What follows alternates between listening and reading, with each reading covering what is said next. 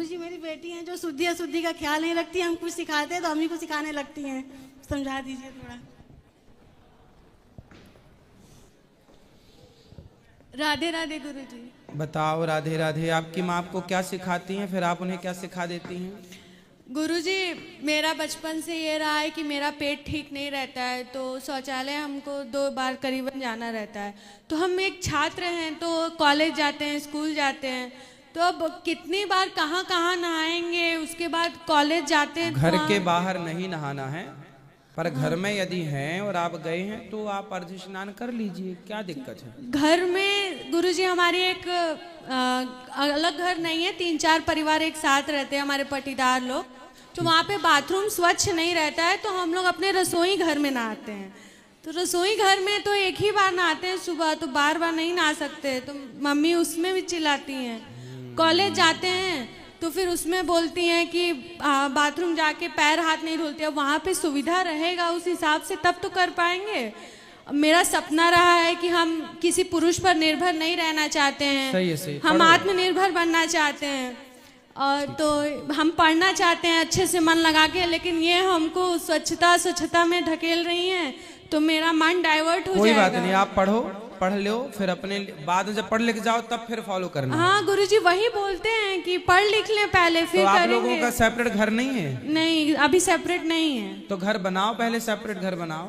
तो गुरुजी वही करना है ना, पापा वही ट्राई कर रहे हैं। पापा नहीं, पिताजी। पिताजी ट्राई कर रहे हैं। पिताजी को बोलो कि ट्राई करें जल्दी, और घर तो होना चाहिए। भगवान से हमारी प्रार्थना है, भारत में, दुनिया में, भारत में नहीं पूरी दुनिया में भगवान सबका घर तो होना चाहिए, खुद का घर तो होना चाहिए। गुरुजी बाकी सुख हो ना हो, घर तो हो। क्यों जी, सही है।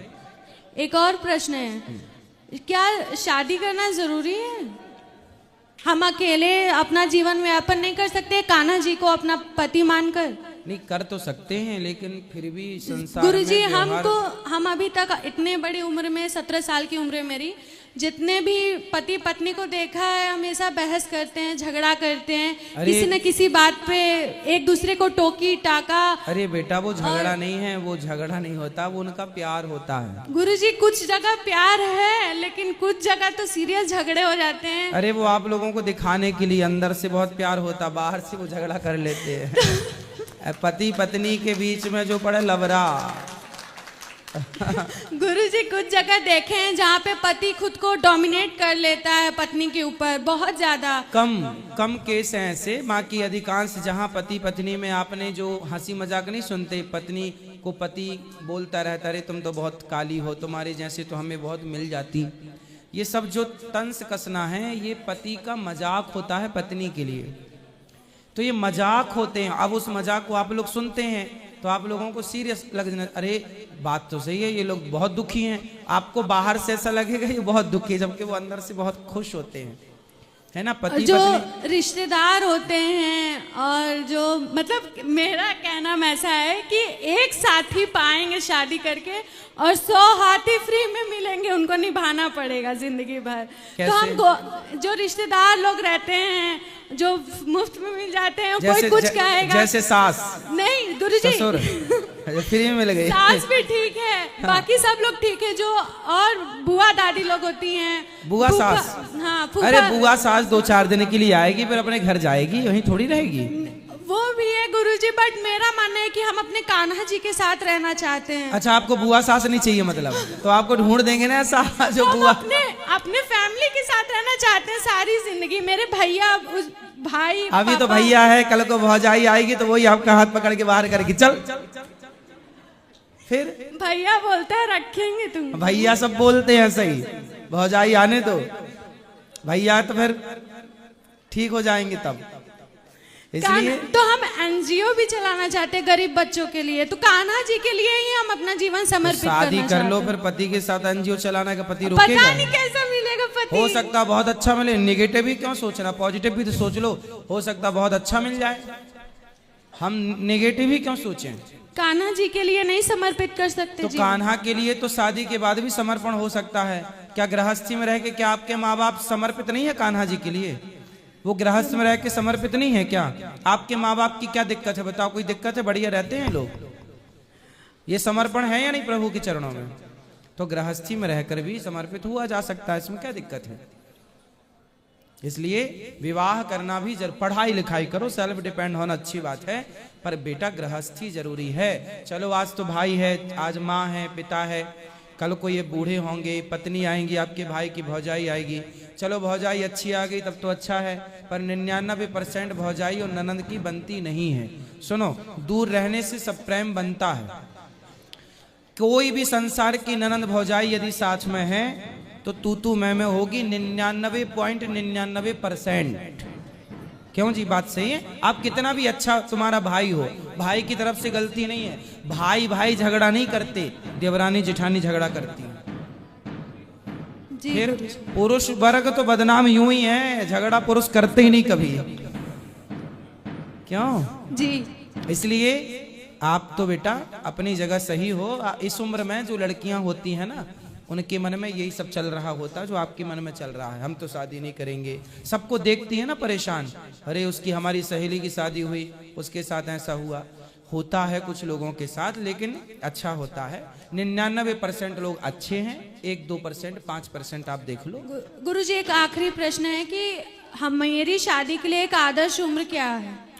अब सरकार ने तो फिक्स कर दी 21 साल, लेकिन 21 साल तक पढ़ाई करते करते बीत जाएगा तो फिर। सुनो, शादी के बाद भी तो पढ़ा जा सकता है ना बेटा। नहीं गुरुजी, जहाँ तक मैंने देखा है रोक दिया जाता है। कौन रोक देता है? मेरी पत्नी है, मेरी पत्नी आज मेरे शादी के 13 वर्ष हो गए, आज भी मेरी पत्नी पढ़ रही है, अभी PhD की तैयारी चल रही है उसकी। गुरुजी लेकिन 13 साल बाद भी मैं पढ़ा रहा हूँ। अक्सर देखा गया है कि सब लोग रोक देखते हैं। सब लोग नहीं, सब नहीं, हम तो नहीं रोके।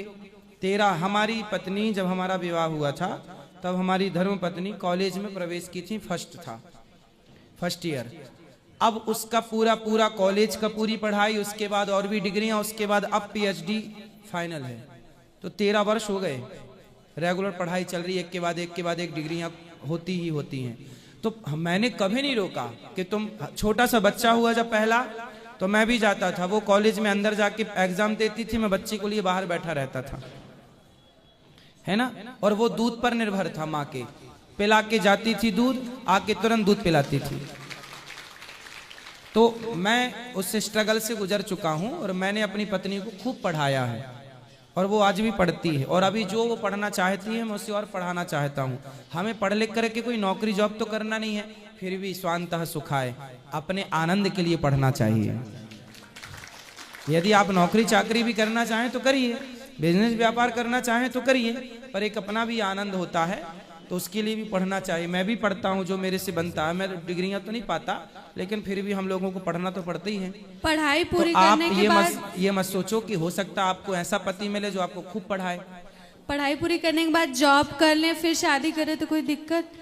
देखो, आपकी बात से हम सहमत हैं, लेकिन बेटा देखो 25 साल के अंदर सरकार का 21 25 साल ही मेरा मानना है। 25 साल के तक अंदर, 25 के भीतर, 25 से 25.5 ना हो, 25 से 26 बिल्कुल ना हो।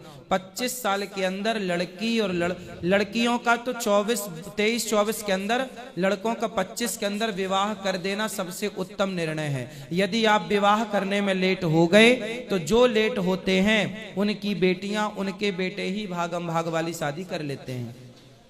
इसलिए बेटी हो या बेटा हो, जो तुम्हारे बाप दादों ने नियम बनाया था, जल्दी शादी कर लो।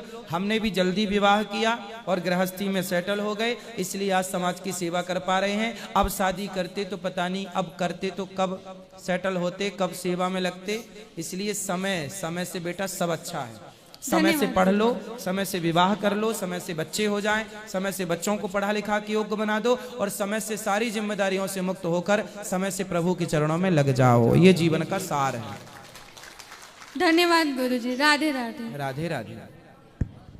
बोल दीजिए कि जल प्रक्षालन करना जो टॉयलेट के बाद वो कर लें। पाँव तो धुलना ही चाहिए ना बेटा, पाँव धुलना चाहिए। पाँव नहीं, कुल्ला भी करना चाहिए। नहीं, जो वो बोलते हैं कि जल प्रक्षालन